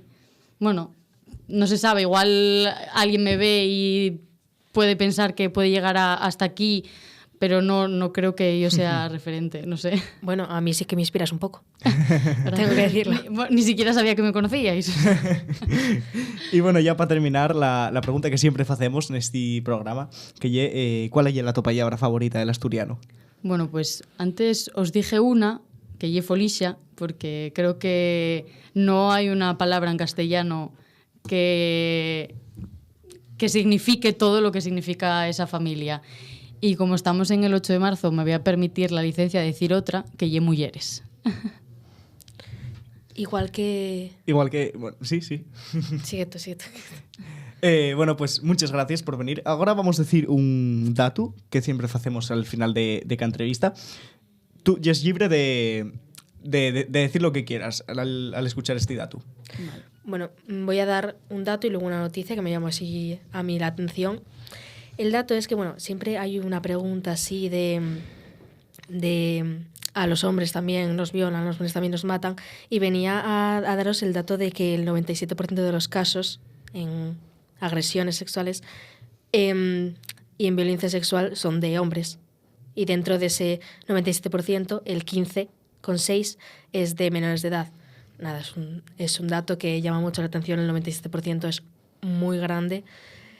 Y luego, por otro lado, está la noticia, que es de este año, es del mes pasado, que un hombre que fue condenado a 32 años de cárcel por abusar de su hija y su hijastra de 10 y 13 años. Antes, en una entrevista anterior, habíamos hablado de de una violación de 2 señoras en una residencia, que eran muy mayores, eran de 100 y de 90 años, y aquí ya nos vamos totalmente abajo, pasamos de abusar de personas de la tercera edad en una residencia a abusar de tu hija y tu hijastra. O sea, Claro.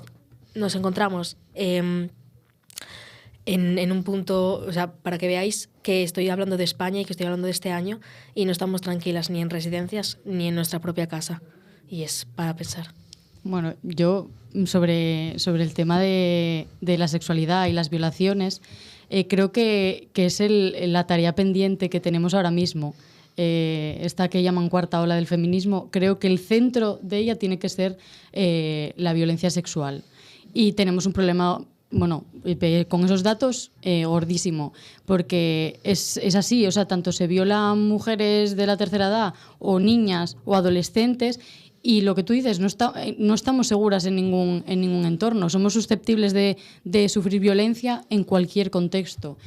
Y esos datos también son muestra de que el machismo afecta a los hombres, porque ese porcentaje de violencia, mucha parte de ello es la educación y la cultura patriarcal en la que nos educamos. Y al final eso, pues las cárceles, ¿cuántas cárceles hay de mujeres y cuántas hay de hombres? Y yo creo que al final es consecuencia de la cultura patriarcal y de la educación que recibimos. Sí, yo siempre he pensado que cuando algún hombre dice viva el patriarcado, al final se está haciendo un complot a sí mismo porque les afecta. Sí, no les afecta de igual manera que a las mujeres, pero les afecta igual. Y es una cosa que mucha gente no entiende. Pues sí. Bueno, pues con esto acabamos ya la entrevista. Muchas gracias por estar aquí. Muchas gracias a vosotros. Seguimos con el especial del 8M en A Fuego Celta. Tengo un nudo en las cuerdas que ensucian mi voz al cantar. Tengo una culpa que me aprieta, se posa en mis hombros y me cuesta andar. Pero dibujé una puerta violeta en la pared y al entrar me liberé, como se despliega la vela de un barco. Y de política pasamos a Llengua y Literatura, pero Llengua y Literatura castellana, donde tenemos aquí a Clara, que pues va a falarnos sobre dos aspectos muy claros sobre de la su asignatura y que tienen mucho que ver con el feminismo y sobre todo con la actual. Buenos días. Muy buenas, ¿qué tal? Bien, bueno, la primera pregunta es si nos puedes contar de algo sobre el lenguaje inclusivo. Sí, bueno, lo primero, yo voy a contestaros a las preguntas en castellano, espero que no os importe, sí. Pero bueno, es como estoy más cómoda. Bueno, pues el lenguaje inclusivo, pese a lo que se pueda pensar, surge ya hace bastante tiempo, surge en la década de los años 70 más o menos, y en diferentes idiomas del mundo, y es una iniciativa propuesta desde el movimiento feminista a nivel global. Entonces lo que pretende es básicamente evitar todos los prejuicios y estereotipos sexistas, así como aquellos también de las personas pertenecientes al colectivo LGTBI, y que puedan excluirse, o que puedan, sentirse excluidas por distintos motivos, sexo, género, orientación sexual, etc. Entonces, el lenguaje inclusivo básicamente lo que propone es una serie de reglas o de estrategias lingüísticas para acoger a todas esas personas, ¿no? Las más habituales o con las que estamos más familiarizados, por ejemplo, son los desdobles de género, decir, por ejemplo, chicos y chicas, profesores y profesoras, alumnos y alumnas. También, por ejemplo, el uso de formas neutras, términos como, por ejemplo, estudiantes, para evitar tener que hacer el desdoble de alumnos y alumnas. Y también utilizar términos inclusivos, como puede ser personas, para lo mismo, no tener que hacer el desdoble de hombres y mujeres, chicos y chicas, etc. Y, por ejemplo, en la escritura lo más habitual es que esto se refleje pues, a través del desdoble de OA para masculino-femenino con una raya al medio, pero también hay otras propuestas un poquito más alternativas, como utilizar la arroba o la X para no marcar el género. No sé si con eso ya más o menos os he contestado a la pregunta. Sí. Y ese es el lenguaje inclusivo que está aceptado, ¿no? Y el que podíamos llegar incluso a falarlo todos si Sí, mira, todos, lenguaje inclusivo, todas las personas. El asturiano es más inclusivo. Que podíamos llegar a falar todo el mundo, ¿no? Pero ¿qué opinas de este lenguaje inclusivo que fízose fai unos años de falar cola E? Por ejemplo, decir le chique, cosas así. Bueno, esto es una cuestión un poquito más polémica, pero yo aquí tampoco me quiero meter mucho porque reconozco que no lo utilizo, ¿vale?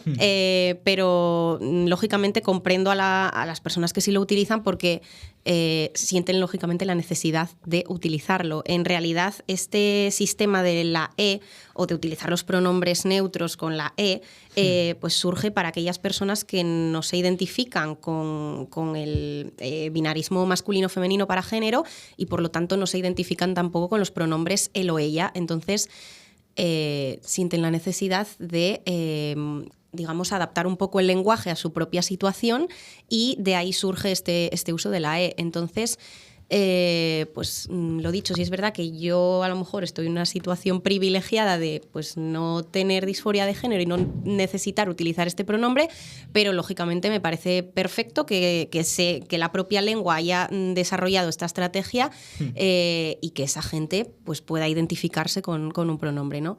Luego sí es verdad que estas son cuestiones un poquito polémicas muchas veces, pues por ejemplo lo típico que se dice de, bueno, pero es que la RAE, a ver, la RAE pues por ejemplo no contempla estas posibilidades, ¿no? Lógicamente, y de hecho Santiago Muñoz Machado, que es el actual director de la RAE, dice que todas estas cuestiones del lenguaje inclusivo, la utilización de la E y todo esto, pues que realmente no es necesario porque en castellano ya tenemos el masculino genérico que sirve para pues cuando en una colectividad, en un grupo de personas sea mixto o sea exclusivamente masculino, se utiliza siempre el masculino.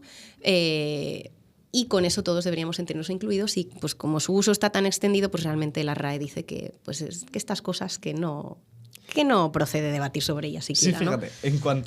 En cuanto a esto, yo me acuerdo, hay un libro, de hecho, uno de los ejemplos que ponía era, por ejemplo, todos los que quieran apuntarse al torneo de fútbol, que vayan.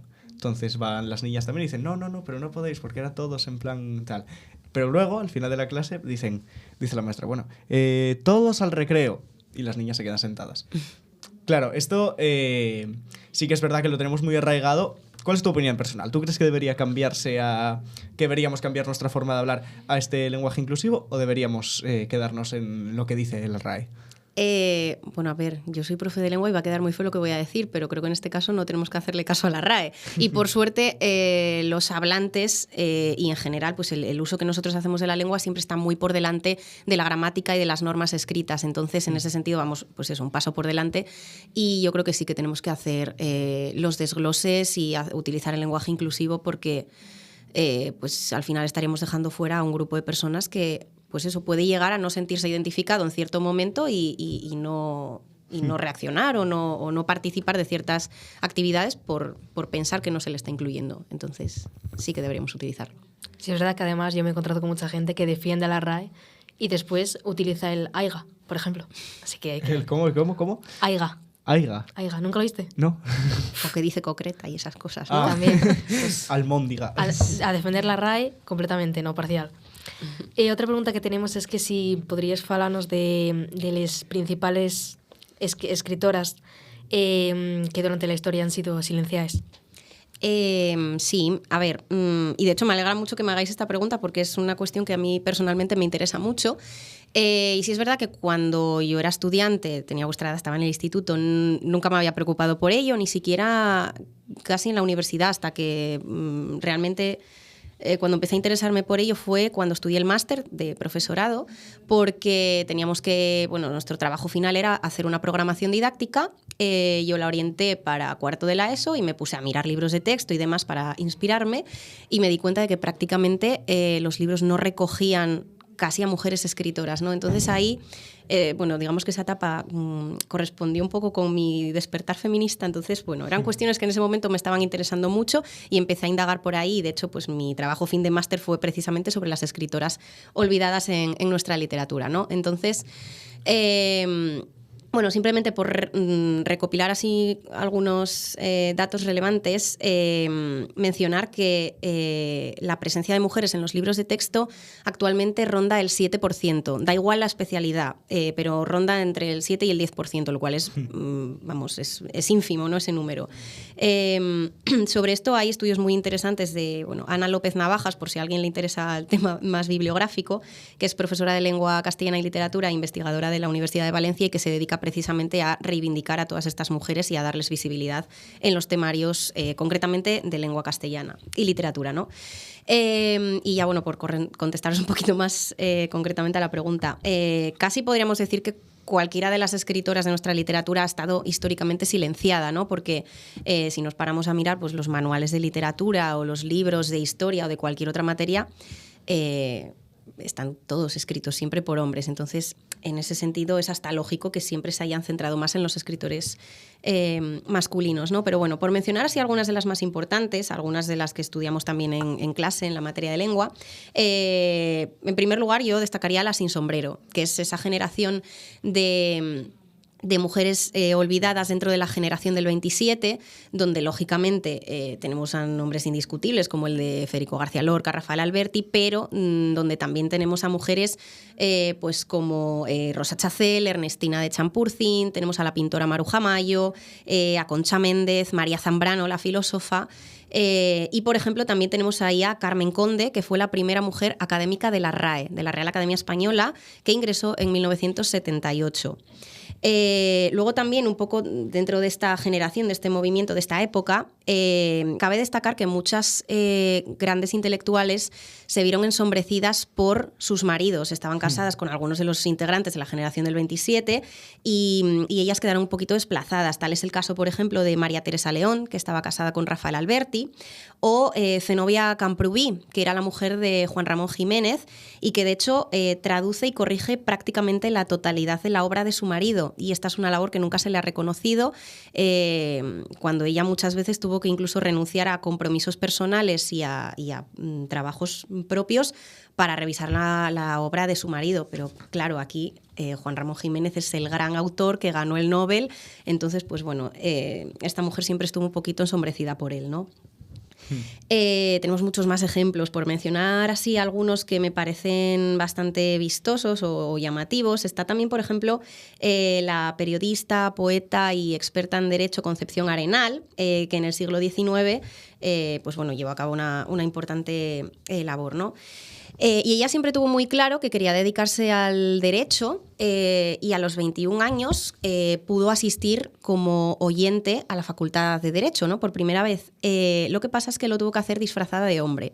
Se rapó el pelo, bueno, llevaba el pelo corto, vestía con levita, pero se descubrió que era una mujer, descubrieron que no era un hombre, ¿no? Y la obligaron a someterse a un examen para ver si realmente tenía los conocimientos suficientes como para poder asistir de oyente a las clases de Derecho. Aprobó el examen con muy buena nota, por cierto, pero solo se le permitió asistir de oyente. No obstante, tenía que hacer una serie de maniobras para poder asistir a las clases, que bueno, os voy a contar un poquito en qué consistían. Ella tenía que asistir a la Facultad de Derecho acompañada por un hombre, de su familia o quien fuera.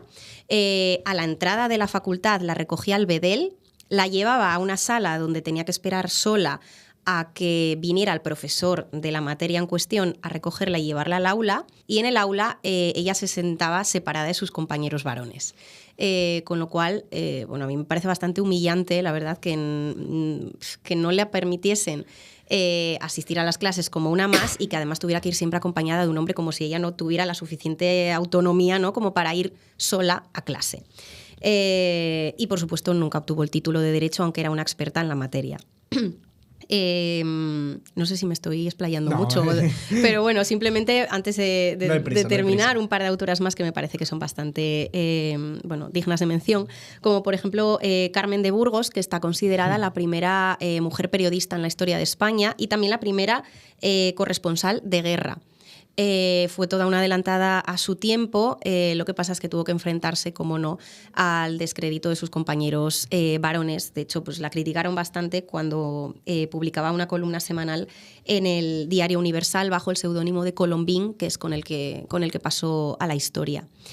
Y ya para terminar, una de mis favoritas, que bueno, de ella hemos hablado en clase el año pasado y a lo mejor os suena alguna anécdota de las que cuento, pero es la gran doña Emilia Pardo Bazán, escritora realista del siglo XIX, que bueno, esta igual no es una autora tan silenciada como otras, porque realmente yo creo que más o menos todos la conocemos o hemos oído hablar de ella, pero sí es verdad que sufrió bastante descrédito por parte de sus compañeros varones, sobre todo por parte de algunos como Leopoldo Alas Clarín, el escritor de La Regenta, que pasó de alabar su obra a criticarla, ¿no?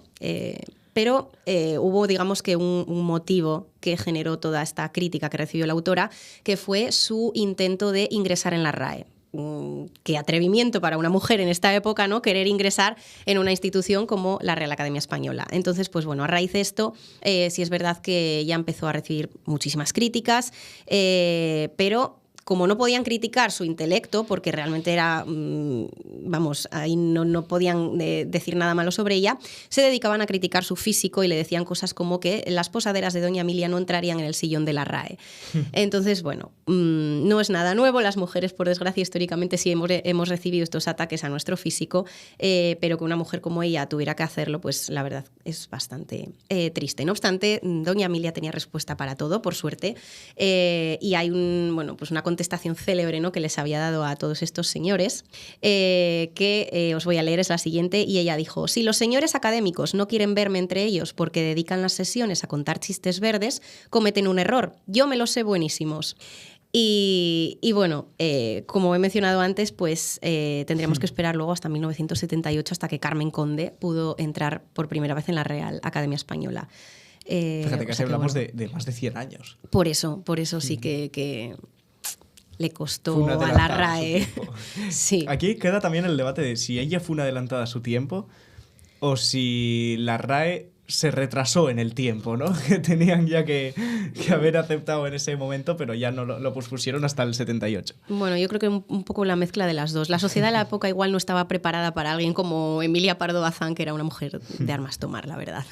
Sí, es verdad que cuando dijiste lo de los libros de texto, que aparecen muy pocas mujeres, a mí me vino a la cabeza que es verdad que dentro de los libros de texto escritos por hombres hay un montón de micromachismos. Y es que me vino a la mente en primero de la ESO que mi profesora de historia, Olga, súper rápida la anécdota, que nos dijo que, por ejemplo, estaba mal encaminado. Estábamos dando la prehistoria de todo esto, de que si salían a cazar, de que se recogían, y las imágenes eran todas de las mujeres con los niños recogiendo bayas, y nos dijo que esto en verdad no tenía ningún tipo de criterio científico, que esto de verdad no se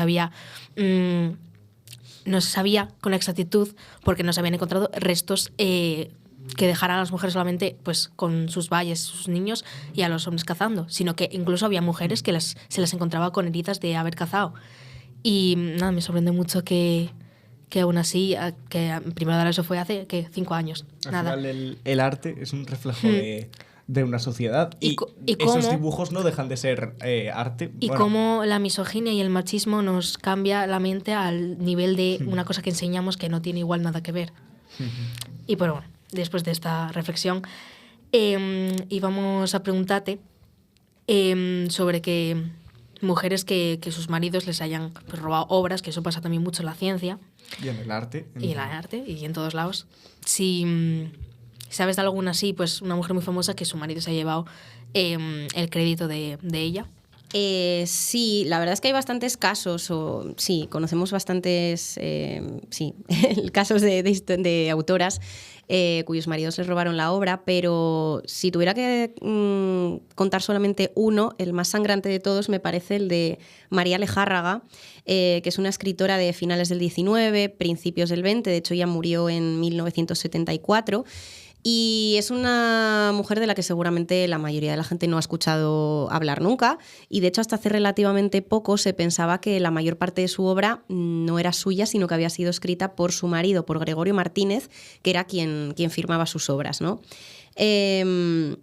Lo que ocurrió fue que María publicó su primera obra, Y a su familia esto no le gustó mucho. Sí que le reconocían que tenía talento como escritora y que, pues, que estaba bastante bien lo que escribía, pero que mejor se lo guardara para casa, que tampoco tenía por qué publicarlo, ¿no? Entonces ella, muy triste por las circunstancias, decidió que no iba a volver a publicar una obra suya con su nombre y le propuso a su marido, a Gregorio Martínez, seguir publicando, pero que los libros fueran firmados por él. Él estuvo de acuerdo y de hecho la animó a seguir escribiendo porque le parecía que ella que escribía muy bien y que sí, que tenía que seguir haciéndolo. Entonces, bueno, aquí voy a dar un pequeño salto temporal. Ella fue diputada durante la Segunda República y por lo tanto cuando estalló la Guerra Civil tuvo que exiliarse. Se marchó a Francia y se marchó sola. Su marido quedó en España. Entonces, bueno, ella siguió publicando obras bajo el seudónimo de su marido. Su marido se estaba empezando a convertir ya en un autor bastante reputado, de éxito. ¿Y qué pasó? Pues que algunas de sus obras se llevaron al teatro y ahí el marido de María Lejárraga, Gregorio Martínez, conoció a una actriz de teatro que se llamaba Catalina Bárcena, con la que tuvo un romance y también una hija. A todo esto, María seguía exiliada en Francia, pasando penurias, tuvo incluso que vender su máquina de escribir, lo pasó fatal, mientras su marido seguía llevándose todo el mérito de sus obras y, pues bueno, rehacía su vida, ¿no? Entonces, bueno, María nunca dejó de escribir, realmente siguió publicando con el seudónimo de su marido porque no podía permitirse el lujo de publicar bajo su propio nombre, porque nadie la conocía a ella, sino que conocían el nombre de su marido. Y la verdad es que tuvo una historia bastante triste esta mujer, porque de hecho cuando murió su marido, la hija que él tuvo con esa actriz, con Catalina, reclamó los derechos de autor de las obras supuestamente atribuidas a su padre, que realmente él no había escrito, y se los dieron a su hija porque nadie nunca había dejado por escrito que esas obras eran de María Lejárraga. Entonces ella perdió todos los derechos de autor de su obra y ya para colmo, la guinda del pastel, que me parece, bueno, un poco anecdótico, pero bastante sintomático también de todo esto que venimos contando. Bueno, ya luego empezó a publicar bajo su nombre y a tener cierto éxito, y en 1951 le ofrece a Disney el guión de un cuento titulado Merlín y Viviana, sobre una gata adinerada que se enamoraba de un perro callejero. Y yo creo que a todos nos suena hasta ahora sí. a La Dama y el Vagabundo, que efectivamente 2 años después, en 1953, se publica, después de que Disney rechazara el guión de María Lejárraga. O sea que esta pobre mujer vio cómo le robaban la obra. Le quitaron por todos lados. Le quitaron por todos lados, es que hasta la factoría Disney, me parece, pues bueno, anecdótico. Pobre mujer. Pobrecita, sí. Y ya, para terminar, nuestra pregunta estrella, ¿cuál es la tu palabra favorita del asturiano? Vale, bueno, esta voy a intentar contestaros en asturiano. Pues la mi palabra favorita en asturiano ye señaldá, o bueno, señardá dice de muchas maneras, ¿no? Y hielo porque no solo, bueno, porque parece una palabra guapa de por sí, tiene una sonoridad guapa y tal, pero por el significado que tiene, que para mí fue bastante importante en una época de mi vida, cuando yo estuve haciendo el mi Erasmus en Inglaterra, tuve un año entero viviendo allí, y yo dime cuenta por primera vez de lo que era sentir señaldad por algo, ¿no? Yo echaba mucho de menos a la mi familia, a mis amigos, mi casa, y torné otra vez Asturias con la convicción de que no quería volver a marchar nunca más de aquí y que yo tenía muy claro, siempre lo tuve, que no quería vivir en otro sitio que no fuera Asturias, ¿no?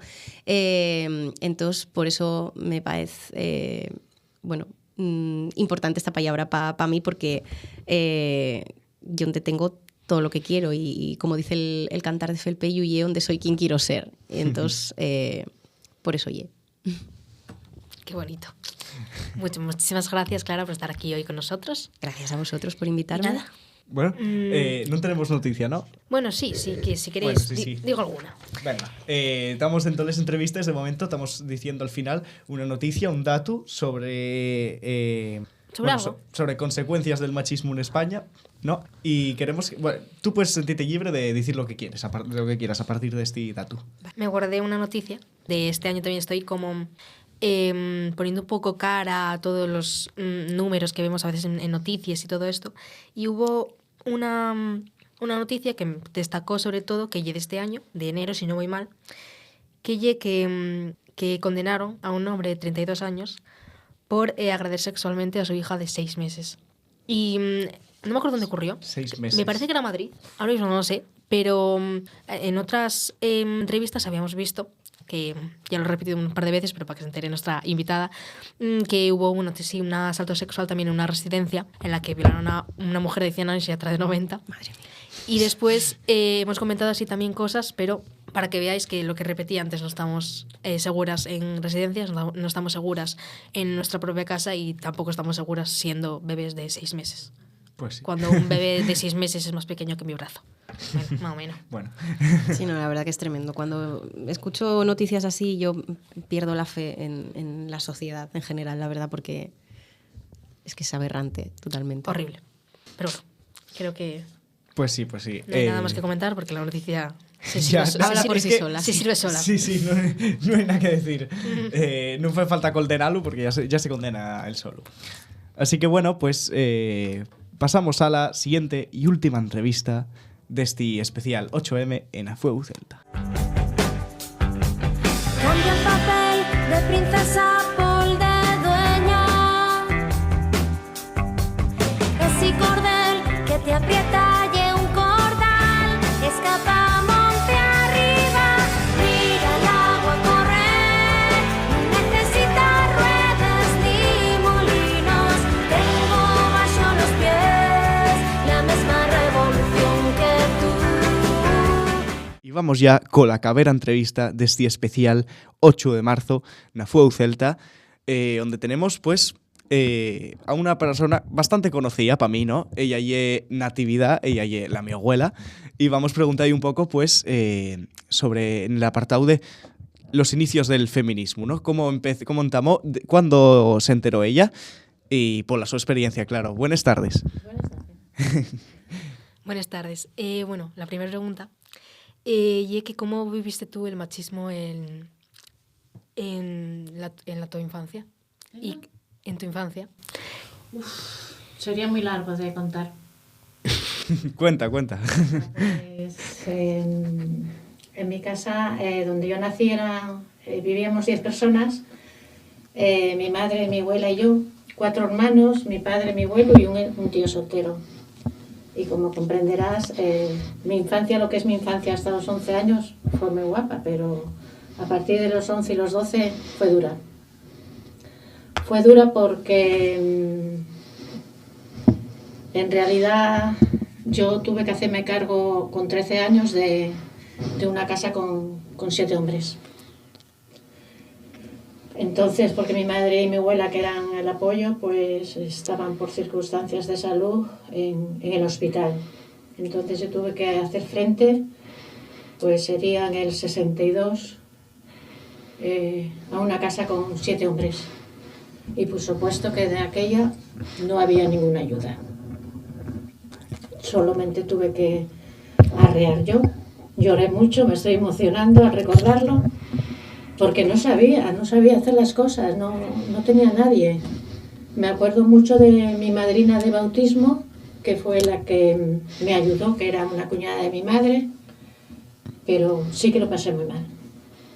En el año 60 y pico, por supuesto que de aquella no había ni por asomo, ni se le esperaba lo que hoy estamos celebrando. ¿Y eres consciente en ese momento de que lo que estabas sufriendo ya era machismo? Hombre, no. Con 12 y 13 años en aquella época, pues no era consciente. Sé que algo no funcionaba bien porque no tenía apoyo, no tenía nada, no tenía que hacerlo yo todo y sin conocimiento ni nadie que me fuera a decir, pues hazlo así, salvo esa persona que cité antes, que ella es la que me aprendió a cocinar un poco, pero las otras faenas las tenía que hacer yo. ¿Y cuándo descubriste lo que era el feminismo y la lucha? Pues inconscientemente, yo cuando era adolescente sabía que algo no funcionaba bien. No funcionaba bien porque no era normal, ¿no? Que yo, siendo una cría o siendo algo, tenía que hacer cosas que no me correspondían por la edad. Entonces, Aunque yo ahora me doy cuenta, hace mucho que me di cuenta que en mi instinto sabía que no funcionaba bien, pero no sabía lo que era, no sabía. Y entonces me di cuenta, pues ya de casada. ¿Y hoy en día participes en este movimiento feminista? ¿Consideras participante? Menos que lo que yo quisiera. Quisiera participar por circunstancias de la vida. Hoy otra vez vuelvo a no poder ir a muchos sitios. Por ejemplo, lo que lleva la manifestación, ¿no? Sí, bueno, sí, pero bueno, hay otras formas. Hay otras formas. Lo que yo digo es que es para mí personalmente, que solamente se celebre un día. Tenía que celebrarse los 365 días del año. El feminismo, tal como yo lo entiendo. Vale, ¿cuál crees que lleva la importancia de aprender valores feministas desde que somos niños? Pues muy importante porque a pesar de que mucha gente cree que el feminismo es quitar al hombre para poner a la mujer, yo creo que no, es por luchar por los derechos, igualdad.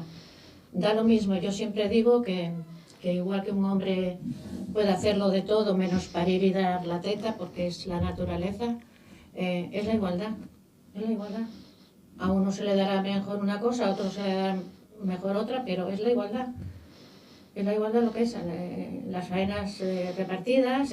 A veces hay una persona que sí que espabila más y puede hacer más, pero eso no tiene nada que ver. Lo que importa es la intención del hombre también, de ayudar. No de ayudar, de hacer las cosas. ¿Tú crees que si ya na tua generación se implantaren pues valores feministas dende les escuelas, ¿no? ¿Tú crees que hoy en día estaríamos en otra situación diferente? Pues posiblemente sí, pero según venía para aquí en la radio, escuché unas cosas que no me parecen bien, porque me parece que vamos para atrás.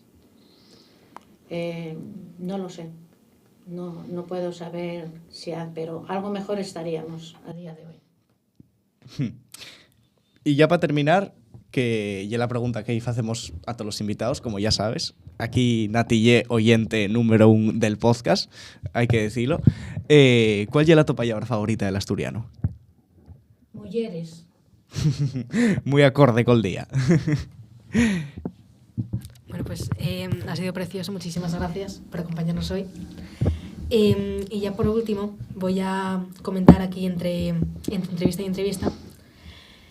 Voy a haceros así para terminar una recomendación, que es que ha salido hace poco el documental de La Manada en Netflix, que se llama No estás sola, y es un documental que nos cuenta toda esta historia de los Sanfermines del 2016, esta violación grupal que hubo a una mujer, y todo el mundo, yo no lo he visto, Martín sí. Sí. ¿Te ha gustado? Sí, me gustó mucho, además ye muy claro, muy conciso, va lo que tienen que ir, y protege la identidad de la víctima, que aunque se sepa, es pero importante que protegela para que básicamente para que no se sienta tanto en el foco, ¿no? Cuando no llegue ella la que tiene que estar, sino los agresores que sí que salen mediante fotos y los nombres e incluso audios suyos del WhatsApp que sí que salen. A mí personalmente gustóme mucho, también violo Olaya, la de la sección musical, y personalmente gustónos mucho. A ver, queremos saber la tu opinión para el próximo programa, reseña del documental Nunta Sola. Y bueno, con esto ya, esta ya era la última entrevista. Acabamos ya con el especial del 8M en Afueu Celta.